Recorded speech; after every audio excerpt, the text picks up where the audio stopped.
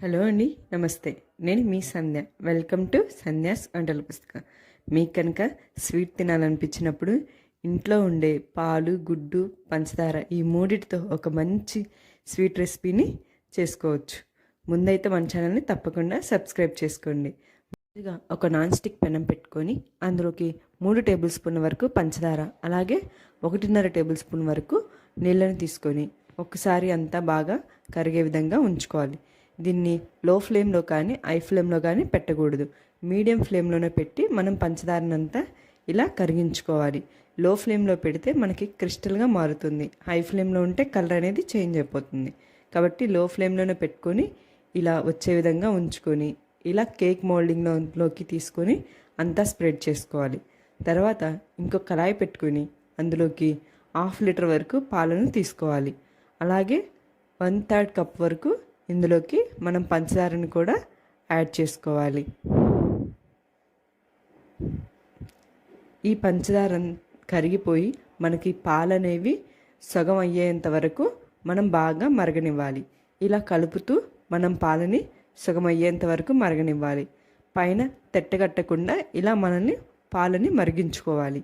పాలనేవి బాగా మరిగిన తర్వాత స్టవ్ ఆఫ్ చేసుకొని పక్కన పెట్టుకొని కొంచెం చల్లారనివ్వండి.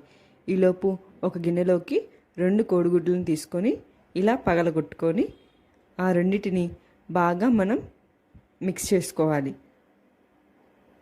ఇక్కడ నేను చూపిస్తున్న విధంగా ఎగ్స్ అన్నిటినీ ఇలా బాగా మిక్స్ చేసుకున్న తర్వాత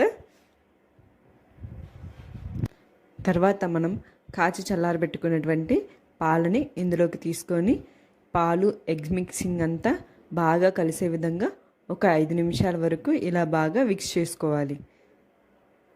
ఇలా మనం మొత్తం బాగా కలుపుకున్న తర్వాత ఇందాకలా మనం క్యారమెల్ సిరప్ని ఇలా స్ప్రెడ్ చేసుకున్నాం కదా, అందులోకి ఈ పాలని వేసుకోవాలి.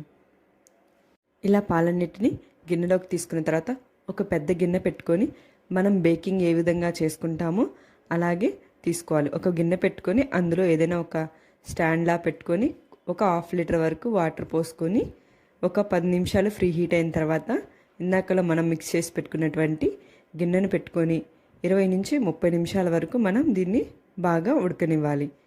మీడియం ఫ్లేమ్లో మాత్రమే పెట్టుకొని ఒక 20 నిమిషాల వరకు బాగా ఉడకనివ్వాలి. ఒక 20 నిమిషాల తర్వాత స్టవ్ ఆఫ్ చేసుకొని పక్కన పెట్టుకొని చల్లారిన తర్వాత ఫ్రిడ్జ్లో ఒక 2 గంటలు ఉంచుకోవాలి. ఆ తర్వాత మనం డీమోల్డింగ్ చేసుకొని ఇలా డీమోల్డింగ్ చేసుకొని పీసెస్లా కట్ చేసుకొని క్యారమెల్ పుడింగ్ని మీరు కూడా ఈజీగా సింపుల్గా చేసేసుకొని ఎంజాయ్ చేయండి.